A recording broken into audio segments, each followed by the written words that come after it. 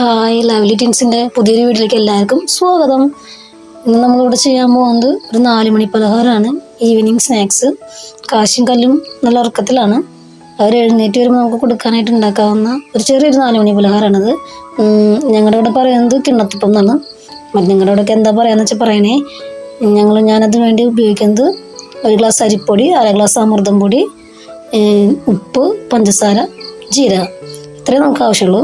നമ്മളൊരു പാൻ വെച്ച് അതിലേക്ക് ആവശ്യത്തിന് വെള്ളം ഒഴിച്ചിട്ട് അമൃതം പൊടിയും അരിപ്പൊടി നന്നായി കുറുക്കിയെടുക്കുക. ആ നന്നായി കുറുകിയപ്പോൾ അതിലേക്ക് നമ്മൾ പഞ്ചസാരയും ജീരകവും ഉപ്പും ചേർത്ത് നന്നായി മിക്സ് ചെയ്ത് ഇതുപോലുള്ളൊരു ബാറ്റർ നമ്മൾ റെഡിയാക്കി എടുക്കും.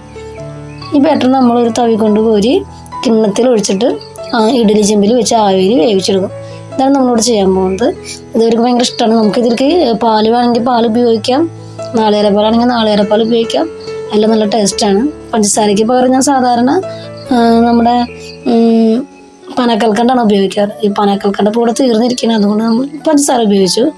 ഈ പഞ്ചസാര ഞങ്ങൾ ഉണ്ണികൾക്ക് അധികം കൊടുക്കാറില്ല, അതുകൊണ്ട് അത്യാവശ്യം കിട്ടുമ്പോൾ മാത്രം കൊടുക്കുന്നത് മാത്രം. ഇതിൽ അമൃതം പൊടിക്ക് പകരം പുല്ലുപൊടി ഉപയോഗിക്കാം കേട്ടോ. കാശിമോള് കുറുക്കൊക്കെ കഴിച്ചിരുന്ന സമയത്ത് പുല്ലുപൊടി ഒഴിച്ച് കുറുക്ക് കൊടുക്കുമ്പോൾ കഴിച്ചിരുന്നില്ല. അപ്പം ഞാൻ ഇതുപോലെ ഉണ്ടാക്കുന്ന സമയത്ത് പുല്ലുപൊടി മിക്സ് ചെയ്ത് കൊടുക്കാറുണ്ട്. അപ്പോൾ കഴിച്ച് പോകാറുണ്ട്. അപ്പോൾ നമ്മുടെ കിണത്തപ്പം റെഡി ആയിട്ടുണ്ട്. അതിനൊരു പാത്രത്തിൽ വെള്ളം വെച്ച് ചൂടാറാൻ വെച്ചിട്ടുണ്ട്. അതായത് ഇതുപോലെ കട്ട് ചെയ്തെടുത്ത് വെച്ചേക്കാണ്.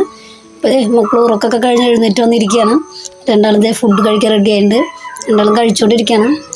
കാശിമോള് കുറേ ചോദ്യങ്ങളൊക്കെ ചോദിച്ചിട്ടാണ് കഴിക്കുന്നത്. രണ്ടാൾക്കും കുറേ ഡൗട്ടാണ് എന്ത് കണ്ടാലും. അങ്ങനെ കുറേ ചോദ്യങ്ങളൊക്കെ ചോദിച്ചിങ്ങനെ കഴിച്ചുകൊണ്ടിരിക്കുകയാണ്. എന്തായാലും രണ്ടാൾക്ക് നല്ല ഇഷ്ടമായി. അപ്പോൾ നമ്മുടെ ചാനൽ ഇതുവരെ സബ്സ്ക്രൈബ് ചെയ്യാത്തവരാണെങ്കിൽ സബ്സ്ക്രൈബ് ചെയ്യണം, ലൈക്ക് ചെയ്യണം, ഷെയർ ചെയ്യണം, കമൻറ്റ് ചെയ്യണം. എല്ലാവർക്കും ഒരുപാട് താങ്ക്സ് ഉണ്ട്. ഇതുവരെ സബ്സ്ക്രൈബ് ചെയ്തവർക്കും കാണുന്നവർക്ക് എല്ലാവർക്കും താങ്ക് യു.